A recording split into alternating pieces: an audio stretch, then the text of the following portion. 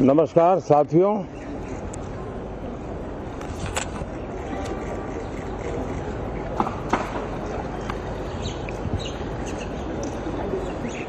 शीतकालीन सत्र है और माहौल भी शीत ही रहेगा। -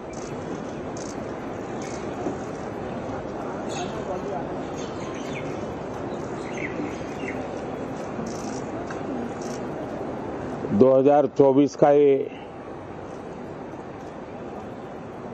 अंतिम कालखंड चल रहा है।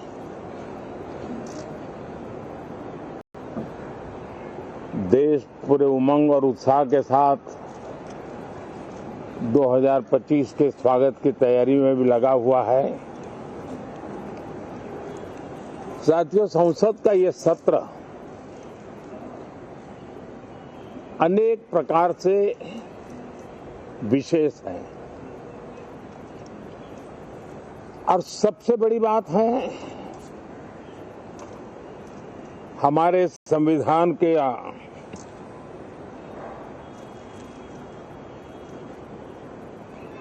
75 साल की यात्रा, 75वें साल में उसका प्रवेश, ये अपने आप में लोकतंत्र के लिए एक बहुत ही उज्जवल अवसर है। और कल संविधान सदन में सब मिलकर के इस संविधान के 75वें वर्ष की उसके उत्सव की मिलकर के शुरुआत करेंगे।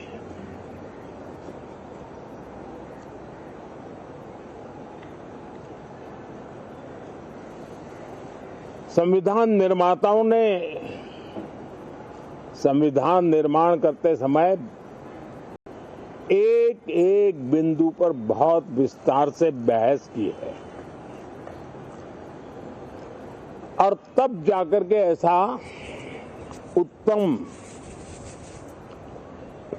दस्तावेज हमें प्राप्त हुआ है। और उसकी एक महत्वपूर्ण इकाई है हमारी संसद।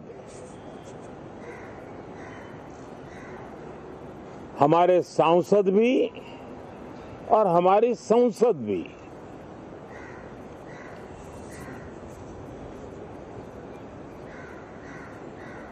पार्लियामेंट में स्वस्थ चर्चा हो, ज्यादा से ज्यादा लोग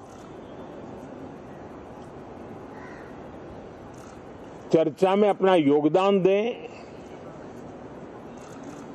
दुर्भाग्य से कुछ लोगों ने अपने राजनीतिक स्वार्थ के लिए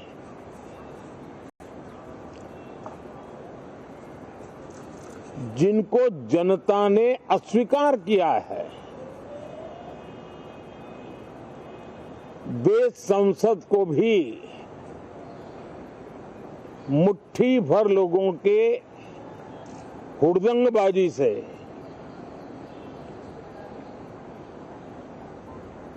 कंट्रोल करने का लगातार प्रयास कर रहे हैं। उनका अपना मकसद तो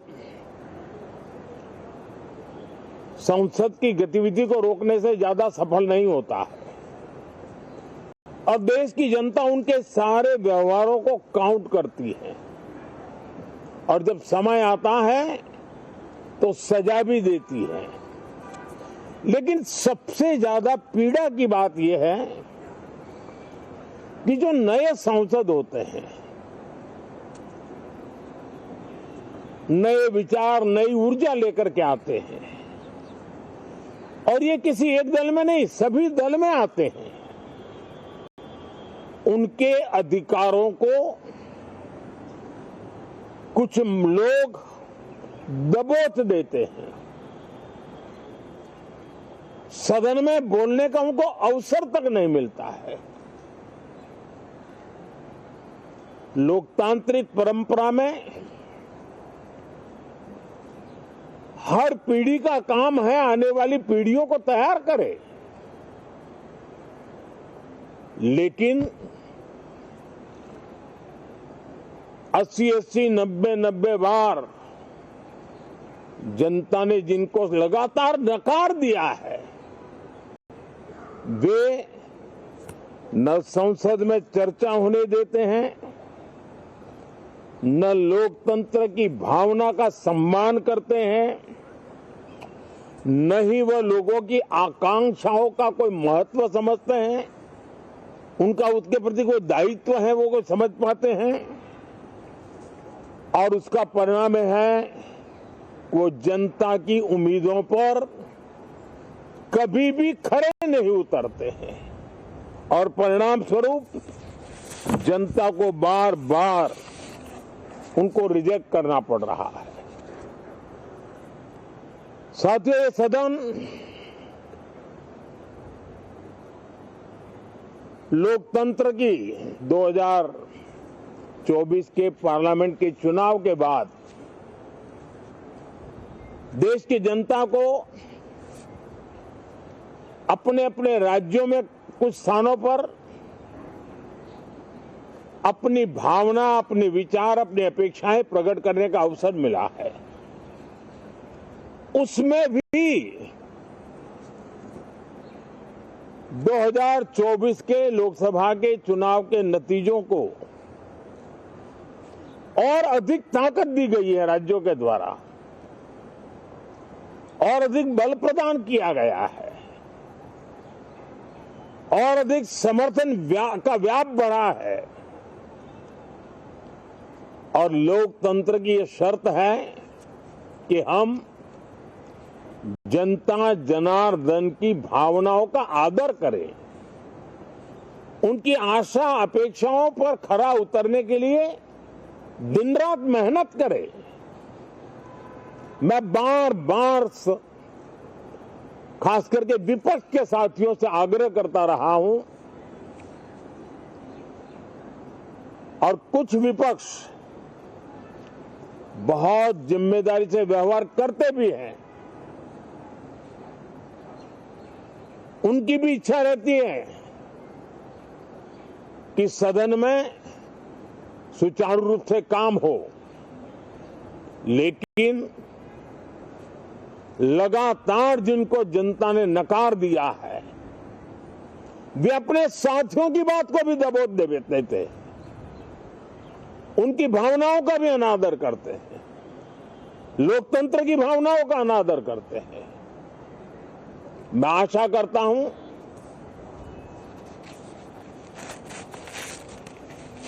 कि हमारे नए साथियों को अवसर मिले। सभी दल में नए साथी हैं, उनके पास नए विचार है, भारत को आगे ले जाने के लिए नई नई कल्पनाएं हैं। और आज विश्व भारत की तरफ बहुत आशा भरी नजर से देख रहा है, तब हम संसद का समय का उपयोग वैश्विक स्तर पर भी भारत के आज जो सम्मान बढ़ा है, भारत का प्रति जो आकर्षण बढ़ा है, उसको बल प्रदान करने वाला हमारा व्यवहार रहना चाहिए। विश्व के अंदर भारत को ऐसे अवसर बहुत कम मिलते हैं जो आज मिला है और भारत की संसद से वो संदेश भी जाना चाहिए कि भारत के मतदाता उनका लोकतंत्र के प्रति समर्पण, उनका संविधान के प्रति समर्पण, उनका संसदीय कार्य पद्धति पर विश्वास, संसद में बैठे हुए हम सबको जनता जनार्दन की इन भावनाओं पर खरा उतरना ही पड़ेगा और समय की मांग है। हम अब तक जितना समय गंवा चुके हैं उसका थोड़ा पश्चाताप करें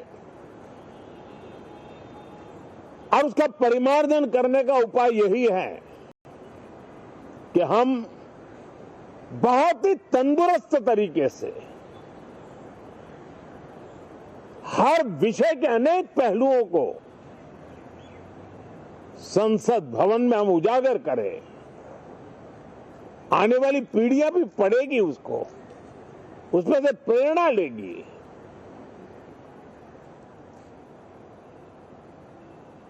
मैं आशा करता हूं कि ये सत्र बहुत ही परिणामकारी हो, संविधान के 75वें वर्ष की शान को बढ़ाने वाला हो, भारत की वैश्विक गरिमा को बल देने वाला हो, नए सांसदों को अवसर देने वाला हो, नए विचारों का स्वागत करने वाला हो। इसी भावना के साथ मैं फिर एक बार सभी माननीय सांसदों को उमंग और उत्साह के साथ इस सत्र को आगे बढ़ाने के लिए निमंत्रित करता हूं, स्वागत करता हूं। आप सब साथियों का भी बहुत बहुत धन्यवाद। नमस्कार। तो प्रधानमंत्री नरेंद्र मोदी को यहाँ पर आपने सुना, उन्होंने कहा उम्मीद है सत्र बहुत ही परिणामकारी होगा, भारत को आगे ले जाने वाला ये सत्र होगा। पूरी दुनिया को इस संसद से संदेश जाना चाहिए।